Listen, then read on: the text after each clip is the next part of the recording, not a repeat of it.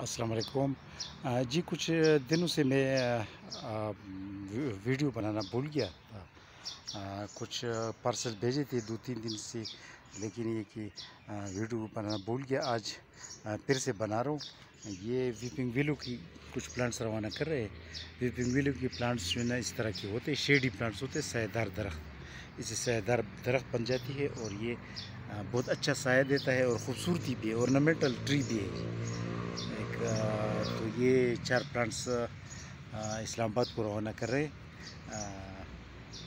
और ये कुछ फैसलाबाद को रवाना कर रहे हैं। ये टमारिलो टमाटर दरख्त वाली प्लांट्स है, ब्राज़ीलियन वैरायटी है, ये रवाना कर रहे हैं।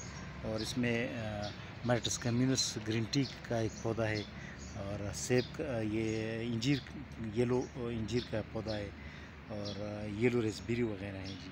इसमें रेड रेसबेरी, येलो रेसबेरी की प्लांट्स हैं जी।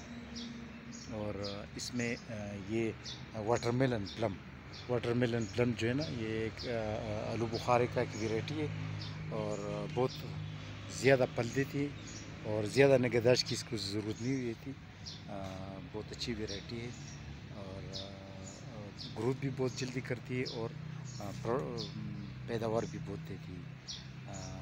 पिंक प्लम होता है इसका, और वाटरमेलन की तरह इसका जो ज़ाक़ा होता है इसकी जूस का, तो इसी वजह से इसको वाटरमेलन प्लम भी कहा जाता है।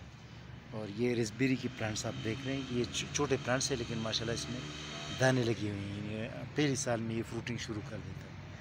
टमेरेला के प्लांट्स आप देख रहे हैं, तकरीबन 4 इंच के प्लांट्स हैं। ये 10 प्लांट्स रवाना कर रहे हैं।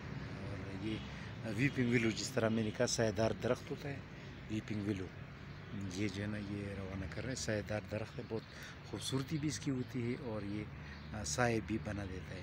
हालांकि फ्रूटिंग वगैरह नहीं करती, सिर्फ शेडेड ट्री है।